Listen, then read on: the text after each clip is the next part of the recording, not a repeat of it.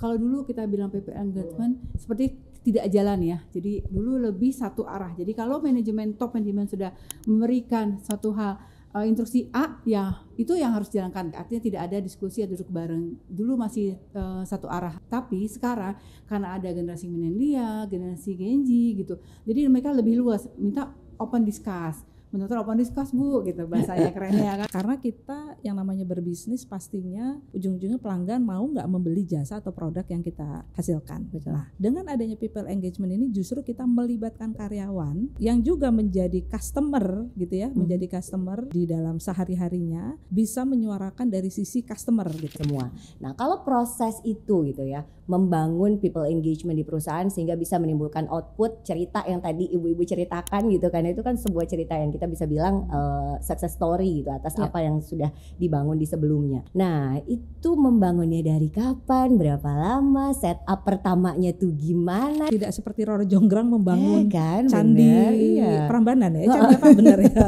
Building a trust is not a night gitu ya.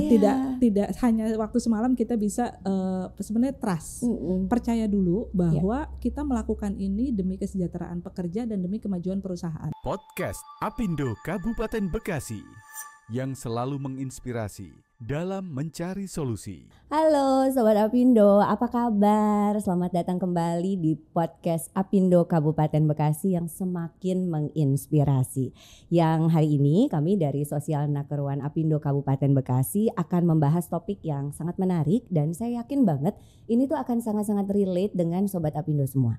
Hari ini kita akan membahas tentang produktivitas. Nah, kalau biasanya kita berbicara mengenai produktivitas itu tentang gimana sih untuk meningkatkan kinerja dengan cara melakukan sesuatu yang lebih efektif, kemudian melakukan efisiensi atau melakukan atau mengubah sebuah sistem menjadi lebih baik lagi. Kali ini kita akan melihatnya dari angle atau sudut pandang yang sedikit berbeda. Yaitu kita akan melihat dari sudut pandang people engagement. Gimana sebetulnya kelekatan karyawan terhadap organisasi atau perusahaan itu ternyata memberikan pengaruh yang cukup besar terhadap produktivitas. Nah, untuk membahas topik tersebut di sini sudah hadir bersama dengan kita dua orang narasumber, yaitu praktisi human resource yang telah berpengalaman selama lebih dari 25 tahun untuk membahas lebih dalam mengenai topik ini. Kita akan tanya dan gali lebih banyak dari perspektif beliau, people engagement itu apa sih? Tips, trik dan implementasinya di organisasi supaya bisa bekerja dan berjalan dengan baik itu seperti apa sih? Nah, makanya saksikan terus podcast ini sampai akhir nanti. Langsung saja kita sapa dua orang narasumber kita yang sudah hadir. Ada Ibu Dewi dan Ibu Tari. Halo ibu-ibu, apa kabar? Baik.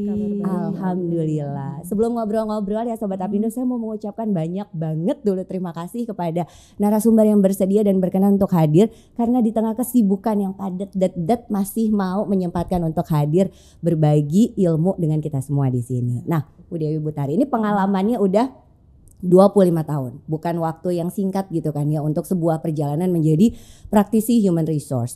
Kalau kemudian kita kaitkan dengan people engagement. Kalau kemudian berbicara pengalaman 25 tahun people engagement, yang beda apa sih ibu-ibu dari 25 tahun yang lalu ya dengan situasi yang sekarang, itu bedanya apa? Apa yang menarik di yang sekarang dan yang dulu ada sekarang nggak ada, atau sebaliknya?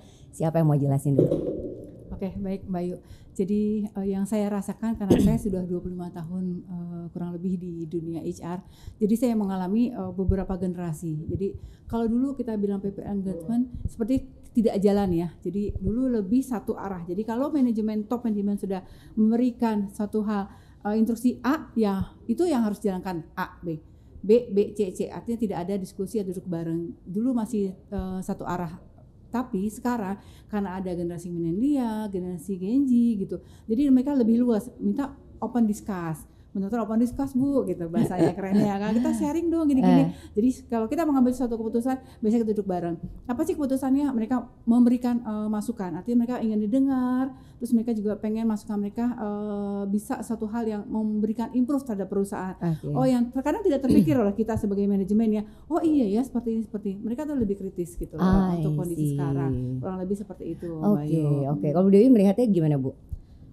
Sama ya, menambahkan aja bahwa satu arahnya gitu. Dulu kita tidak memperhatikan dari bawah apa suaranya, lalu kita kelola dan menjadi satu keputusan oleh manajemen. Jadi saat itu yang dilihat adalah dari poin atas saja, dari helikopter view-nya saja, tidak dilihat sampai ke bawah ke akar-akar, sampai ke level paling bawah. Nah sekarang kita banyak hal-hal yang akhirnya tercipta ya untuk menciptakan people engagement. Nanti kita akan gali lebih dalam lagi. Itu bagaimana biar bisa terbentuk yang akhirnya nanti kelekatan karyawan kepada program-program perusahaan itu seakan-akan bisa berjalan bersama-sama, tidak hanya oleh atasan saja, karena kan nggak mungkin ya 1-2 orang bisa menjalankan keseluruhan gitu seperti itu. Jadi semuanya sekarang tuh dilibatkan. Kalau dulu dari atas ke bawah aja, sekarang semuanya bisa open discussion ya istilahnya. Ya, betul. Sedikit-sedikit open discussion gitu ya kalau sekarang. Tapi tentunya membuat komunikasi jadi jauh lebih terbuka ya kalau seperti itu. Betul. Oke, nah Sobat Apindo, kalau kemudian kita berbicara mengenai people engagement, itu kan tentunya nggak akan bisa lepas dari Keputusan Menteri Ketenagakerjaan nomor 156 tahun 2021. Nah, Kepmenaker ini sebetulnya kan hadir untuk menjawab tantangan peningkatan produktivitas dan daya saing untuk tenaga kerja kita. Di dalamnya ada beberapa elemen, ada beberapa aspek, kemudian mulai dari kepemimpinan, kemudian perencanaan strategis, fokus pada pelanggan. Sebenarnya tujuan akhirnya adalah untuk menjaga kualitas seperti itu. Tapi kalau dari elemen-elemen itu kita tarik gitu kan ya, kita ambil benang merahnya, kan sangat-sangat related dengan orang, dengan human gitu kan ya. Nanti kalau kita mundurin lagi ya ujungnya ada di si people engagement ini gitu. Nah kalau ibu-ibu melihat hal ini itu gimana sih? Siapa jawab? Bu Tari boleh? Saya dulu?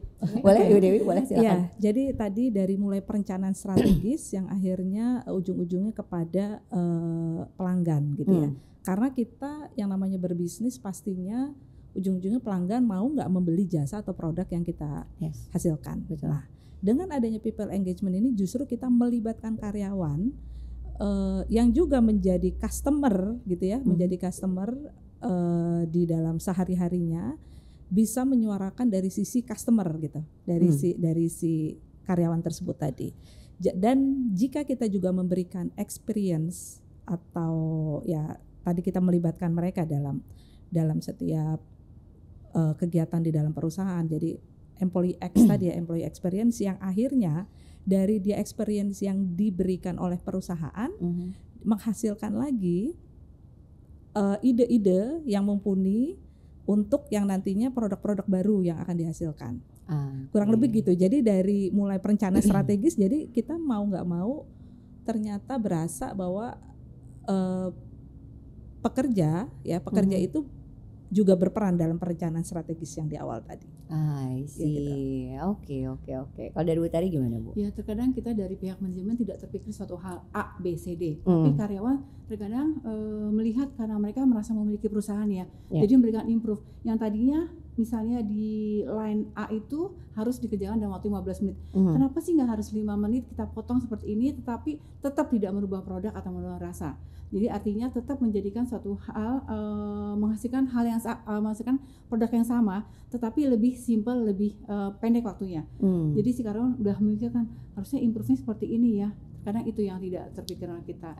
Karena tadi people engagement jadi mereka ini rumah kita kedua loh. Ini dapur kita, artinya mereka harus melakukan inovasi-inovasi seperti itu.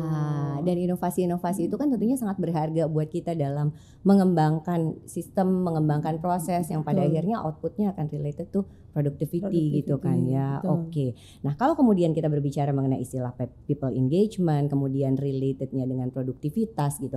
Kalau di yang ibu-ibu gitu kan ya, praktisi di lapangan, kemudian menjalankan ini di lapangan, itu ngelihatnya sampai sejauh mana sih signifikansi ketika kemudian people engagement ini kita terapin, kita mendengarkan mereka, sejauh mana pada akhirnya itu tuh bisa bikin berpengaruh gitu terhadap produktivitas atau ada real concrete konteksnya nggak, gimana menurut Ibu? Secara langsung dan tidak langsung itu pasti akan terhubung gitu. Contoh satu target baru gitu ya. Kalau dalam satu perusahaan memiliki target baru, itu bagaimana target atau goal baru tersebut bisa tersampaikan sampai ke lapisan paling bawah. Karena biar bagaimanapun yang nanti akan melaksanakan itu adalah kan didukung dari bawah ke atas gitu ya, yang akhirnya goal itu dapat tercapai. tanpa kita libatkan people engagement itu, dan memang tidak terlepas dari komunikasi, gitu ya, dari komunikasi.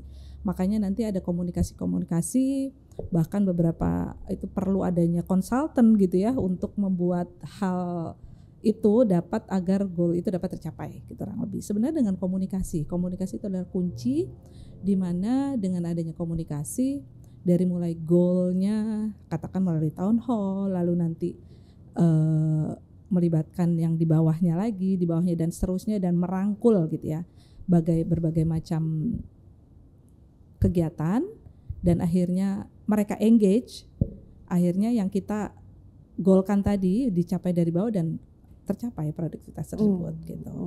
Seperti itu, karena mereka merasa didengar, merasa juga ikut memberikan input, didengar, dan akhirnya ini program saya juga. Seperti itu. Oke.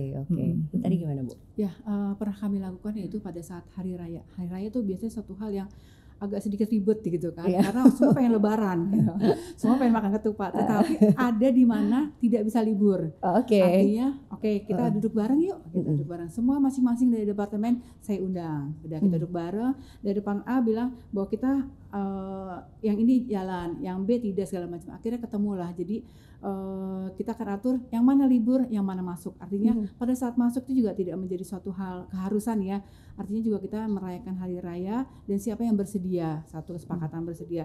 Kedua juga kita memberikan suatu insentif, artinya hari raya suatu hal yang spesial. Jadi makanan spesial juga akan ada insentif gitu kan. Nanti kita perhatikan itu semua. Jadi tidak mereka masuk kerja tapi kita tidak pikirkan, karena pada hari raya itu agak sedikit susah ya untuk mencari makan siang. Jadi kita benar-benar menyiapkan. Terus juga dari mereka masuk apa sih yang mereka dapat benefitnya, itu juga sesuai, karena mereka akan meninggalkan keluarga, meninggalkan hari rayanya mereka lah. Jadi itu kita berikan. Dan setelah itu baru kita bikin surat keputusan. Setelah itu artinya dari mereka loh kita bikin, terus akhirnya kembali lagi ke mereka. Jadi ini usaha bersama intinya. Iya. Jadi walaupun memang ada satu situasi khusus seperti hari raya, kemudian harus tetap masuk gitu kan ya, bukan menjadi suatu hal yang pada akhirnya memberatkan, tapi dengan kerelaan hati melakukan itu karena memang ada proses merasa melekat dengan organisasi, dengan perusahaan, dengan manajemen, begitu ya Bu ya. Oke, tapi ya saya yakin Sobat Apindo juga pasti punya pertanyaan. Terus untuk ngebikin biar bisa melekat begitu, itu gimana? Tentunya kan bukan sebuah proses yang gampang bisa dibangun dalam waktu sehari 2 hari gitu kan ya Sobat Apindo ya. Saya yakin juga ibu-ibu di sini membangun itu semua nggak mungkin dalam proses yang cuma sehari atau 2 hari kemudian tercapailah itu semua. Nah kalau proses itu gitu ya, membangun people engagement di perusahaan sehingga bisa menimbulkan output cerita yang tadi ibu-ibu ceritakan gitu kan, itu kan sebuah cerita yang kita bisa bilang success story gitu atas apa yang sudah dibangun di sebelumnya. Nah itu membangunnya dari kapan, berapa lama, setup pertamanya tuh gimana, dari yang 25 tahun tadinya kan orang-orang tuh gak kenal yang namanya people engagement. Nah, setupnya tuh gimana, mulainya dari mana gitu. Saya yakin Sobat Apindo yang mau mulai menerapkan ini di perusahaannya butuh banget nih Bu tips atau informasi ini. Siapa yang mau? Ibu Dewi boleh? Saya dulu? Boleh. Oke. Ya, tidak seperti Roro Jonggrang membangun kan, candi Prambanan ya. Candi apa benar ya? Ya jadi benar, building a trust is not a night gitu ya. Tidak hanya waktu semalam kita bisa sebenarnya trust. Percaya dulu bahwa kita melakukan ini demi kesejahteraan pekerja dan demi kemajuan perusahaan di mana kita sedang bekerja di perusahaan tersebut gitu ya. Pertama trust, dan kita yang berikutnya kita di sini di Indonesia kita mengenal hubungan industri ya, hubungan industri Pancasila. Dari HIP itu kita bisa bentuk ada sikap tridharma di sana, ikut mempertahankan, ikut bertanggung jawab gitu ya, dan ikut memiliki, ikut bertanggung jawab, dan ikut dan selalu mawas diri. Kita mawas diri. Apa sih ikut mempertahankan? Ya kita kan tentunya di mana kita bekerja kita harus mempertahankan perusahaan ini.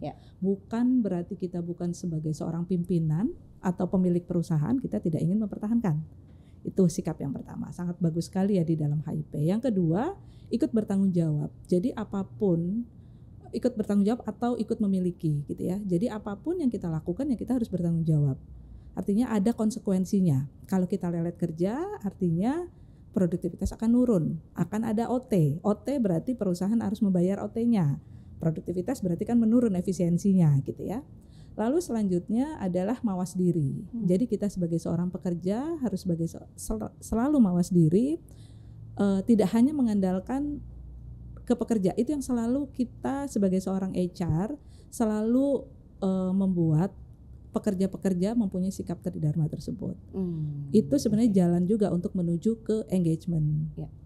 Selain tadi building trust ya, dan selanjutnya nanti tentunya komunikasi kita bisa bahas lebih jauh nanti bagaimana caranya building trust itu melalui komunikasi. Gitu. Bu Tari mau nambahin? Jadi gimana karyawan itu mau trust ke kita? Kita melakukan hal-hal yang sangat simpel dulu. HR atau siapapun level manajemen biasanya akan menyapa selamat pagi, walaupun itu level operator. Artinya mereka seperti saya gitu kan.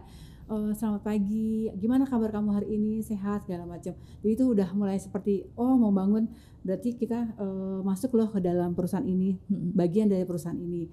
Kedua, kita menyiapkan kantin, artinya kita menyiapkan suatu hal yang areanya bersih, makan juga bisa nyaman, bisa ngobrol. Kita juga menyiapkan musola untuk beribadah yang bersih, nyaman. Artinya memang perusahaan tidak hanya mempekerjakan kerja, tapi dari sisi lain perusahaan juga menyiapkan suatu hal yang memang dibutuhkan oleh karyawan. Jadi ada waktu 1 jam istirahat, mereka benar-benar istirahat. Jadi pada saat kita butuh sesuatu, ya mereka akan memberikan feedback yang baik gitu. Jadi tanpa harus dengan keterpaksaan. I see. Oke. Nah kalau kemudian itu tadi kan kita berbicara mengenai garis besarnya. Mungkin ibu-ibu di sini bisa berbagi pengalaman, best practice yang memang diimplementasikan dan dilakukan di perusahaan masing-masing gitu kan ya. Dari mulai setup kita punya goal untuk membuat people engagement. Ada nggak sih Bu yang mungkin bisa di-sharing ke Sobat Apindo gitu kan ya? Bisa mungkin ditiru juga di perusahaannya gitu ya. Melakukan kegiatan ini atau melakukan kegiatan yang very specific in one context untuk membangun people engagement itu ada khusus nggak sih Bu?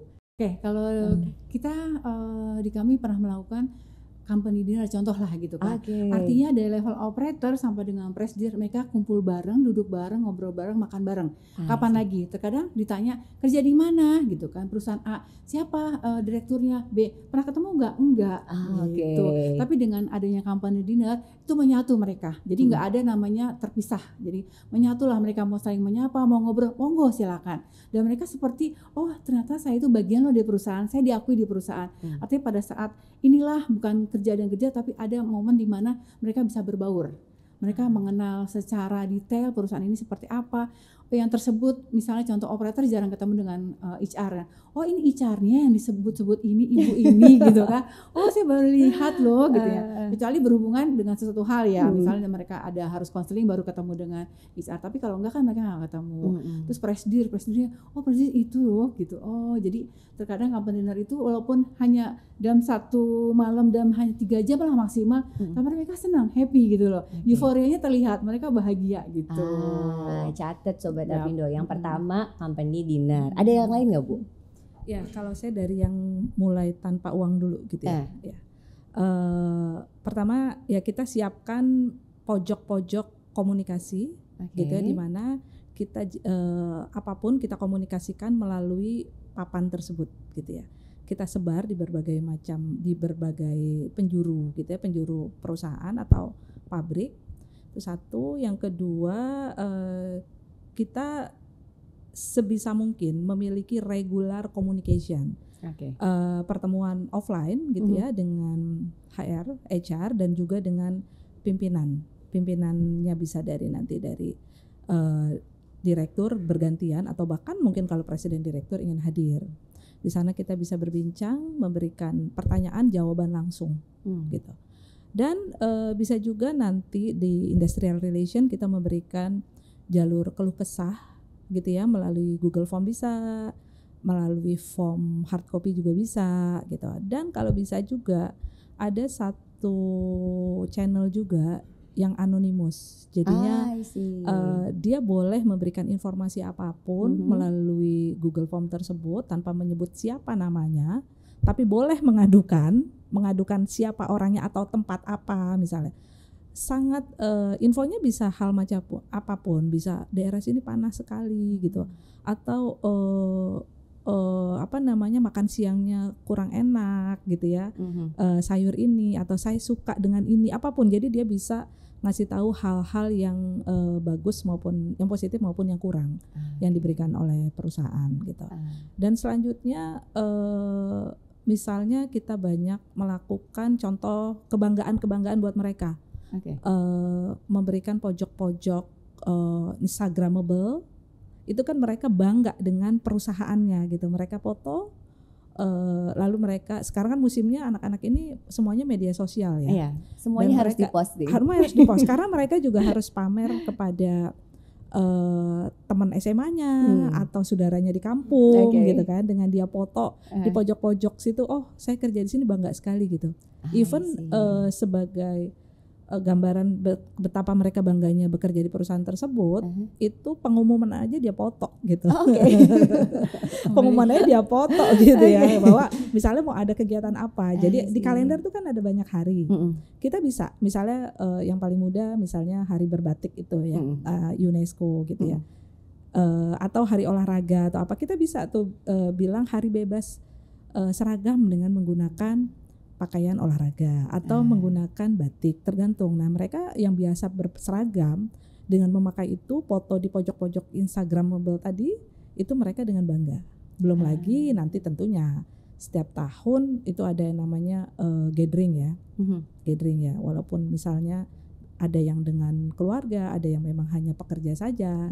Disitulah mereka bisa bertemu dengan lintas departemen, juga dengan atasan-atasan terkait gitu, dan mereka bisa menikmati hiburan dan segala macam gitu. Itu sih dari itu. Dan tadi yang paling sering ya yang tiap hari kita lakukan tadi, yang komunikasi tadi gitu, regular setiap minggu kita lakukan. Itu mungkin salah satu contohnya ya. Itu banyak contoh. Saya yakin Sobat Apindo dapat banyak inspirasinya. Beda kan kalau ngobrol dengan praktisi yang sudah 25 tahun lebih, ide-idenya banyak, segar, dan bisa kita terapkan juga coba di perusahaan tempat kita gitu ya Sobat Apindo ya. Oke, nah tadi Bu Dewi, Bu Tari sempat sering banget ngomongin, Bu Ayu, kalau kita berbicara mengenai people engagement, kita akan nggak pernah bisa lepas dari yang namanya komunikasi. Selalu komunikasi itu disampaikan berulang gitu kan ya.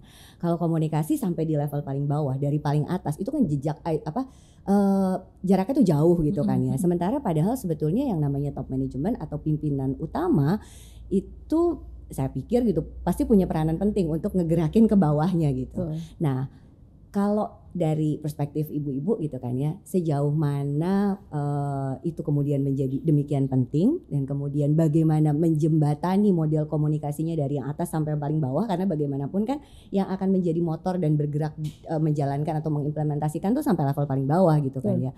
Nah itu gimana Bu? Siapa mau jawab dulu ya? Silakan. Apapun makanannya, minumannya teh botol ya. Kita kira apapun masalahnya, jawabannya adalah komunikasi. Betul ya, betul. Makanya komunikasi yang dari mulai kita lakukan harian, daily review meeting itu kan sebenarnya komunikasi.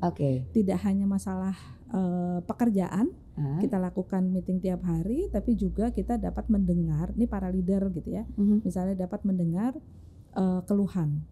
Terselip di situ ada pesan-pesan, ada pekerjaan, lalu terakhir ada keluhan nggak gitu ya, tentang kondisi kerja gitu.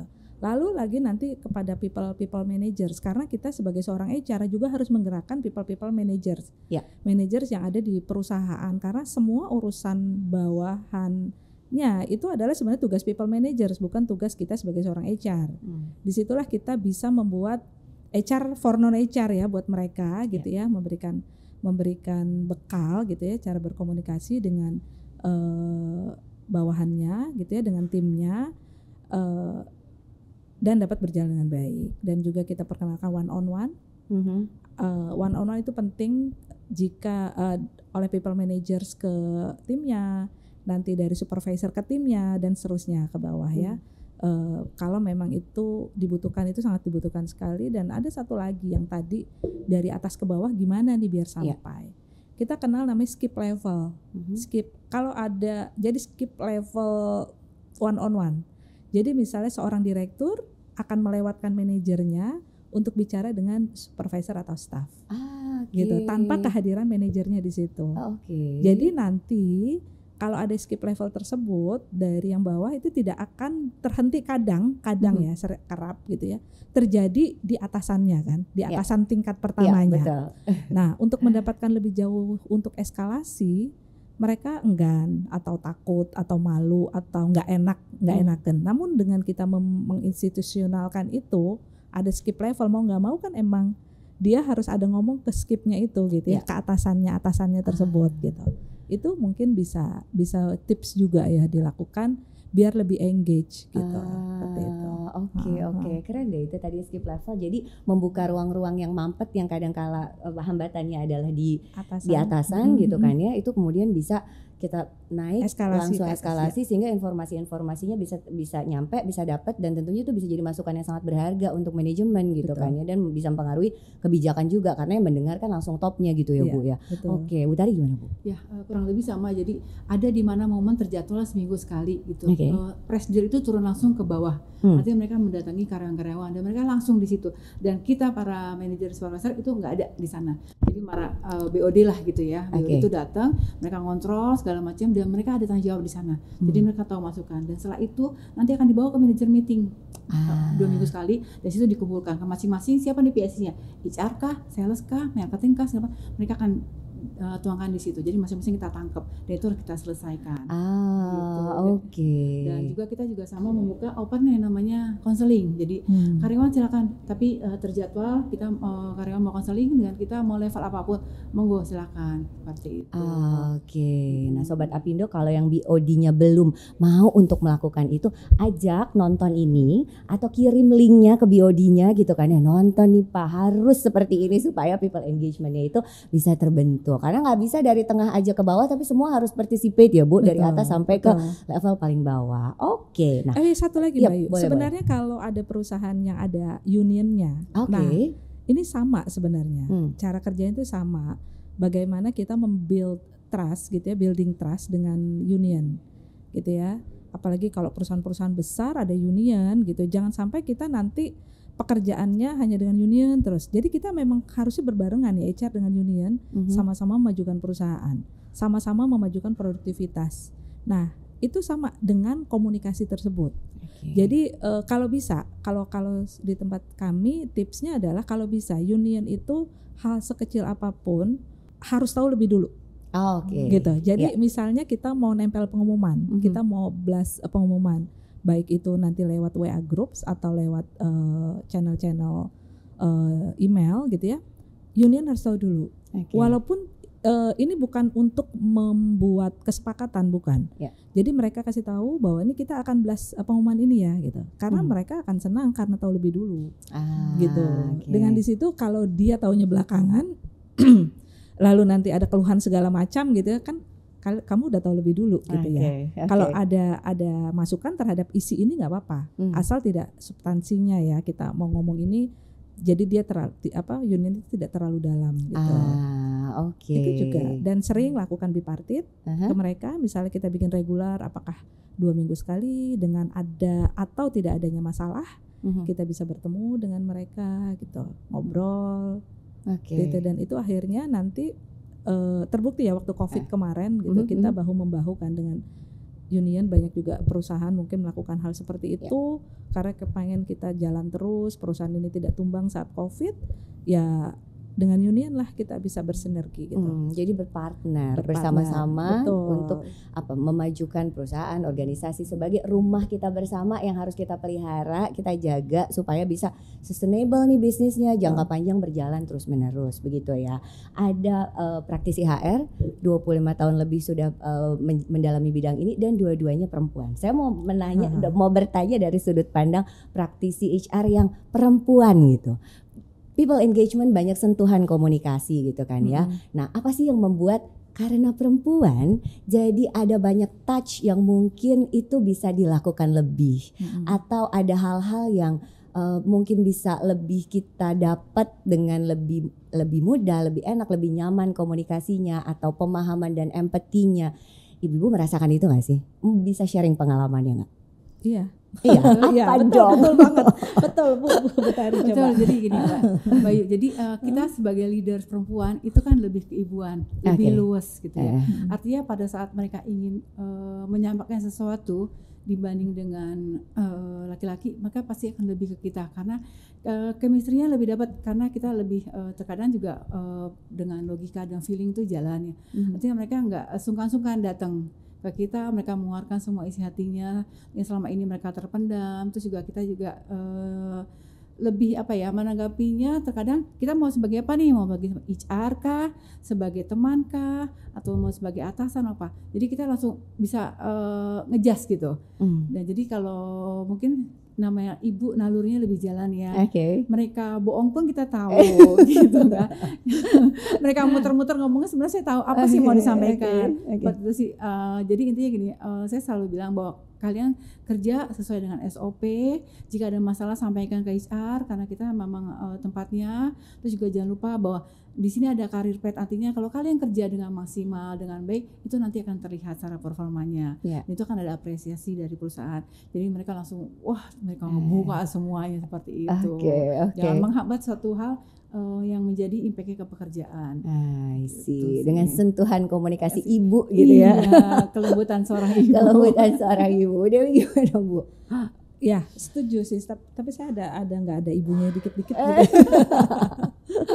Nah, jadi memang sekali lagi tadi trust juga ya. Kita bangun trust gitu ya.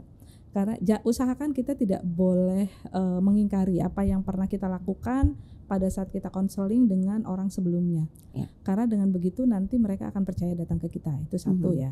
Itu pun laki perempuannya sama ya, harus seperti itu ya. Dan kalau untuk yang perempuan memang iya, kita bisa lebih cepat bonding ketika kita berbicara, melakukan konseling gitu ya, ataupun melakukan coaching kepada mereka. Mereka bisa langsung percaya. Yang tadinya ada juga saya nemukan ada orang yang memang begitu datang galakan dia gitu ya. Diapain tuh Bu terus? Galakan dia gitu ya. Jadi ketimbang kita ya, kita ya karena ya kita bisa tarik ulur ya, Mbak Yu jagonya lah itu ya untuk melakukan pembicaraan seperti itu gitu. Ada juga yang nggak keluar sepatah kata pun, gitu ya, nggak sepatah kata pun keluar gitu dengan kita melakukan pembicaraan asertif ya. Akhirnya bisa juga bicara dan dipercaya dan keluar semua. Dan emang jeleknya perempuan ini kita sering terbawa emosional gitu. Kadang walaupun mereka salah ini suka kebawa. Ini buruknya ya, negatifnya gitu.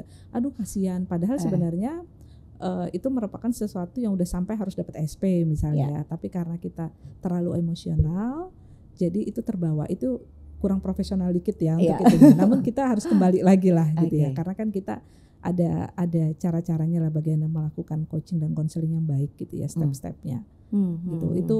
Itu untuk ngejagainnya itu biar kita tidak terlalu emosional. Gitu.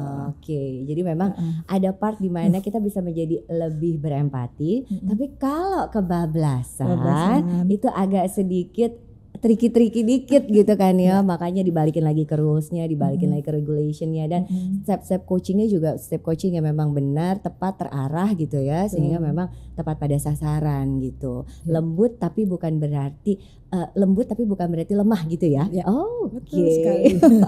Senang banget bisa ngobrol sama Bu Tari dan Bu Dewi di hari ini. Banyak banget, saya yakin Sobat Apindo juga mendapatkan banyak insight dan inspirasi dari perbincangan kita. Banyak banget tips-tips praktis yang memang bisa hopefully diaplikasikan di tempatnya masing-masing, di perusahaan masing-masing, untuk membuat people engagement di masing-masing perusahaan itu menjadi semakin oke dan semakin baik. Nah, dari perbincangan hari ini kita bisa sepakat bahwa ternyata people engagement itu adalah kunci yang sangat penting untuk bisa meningkatkan produktivitas perusahaan, karena dengan membangun lingkungan kerja yang memang memberdayakan karyawan, kemudian memberikan ruang bagi karyawan untuk dengan senang hati gitu menyampaikan apa yang menjadi kebutuhan kebutuhannya, apa yang menjadi pendapatnya, apa masukannya untuk kemajuan organisasi akan membuat karyawan semakin melekat terhadap manajemen dan perusahaan yang pada akhirnya tentu akan membuat produktivitas, motivasi menjadi jauh lebih baik. Oke Sobat Apindo, terima kasih sekali lagi untuk narasumber yang telah hadir di hari ini.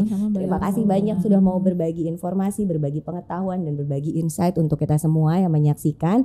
Dan terima kasih juga tentunya untuk Sobat Apindo yang stay tune dari awal sampai akhir menyaksikan podcast kali ini. Jangan lupa untuk terus menyaksikan podcast Apindo Kabupaten Bekasi, tentunya yang semakin kreatif, produktif, dan inovatif. Terima kasih, sampai jumpa di podcast berikutnya. Bye. Podcast Apindo Kabupaten Bekasi yang selalu menginspirasi dalam mencari solusi.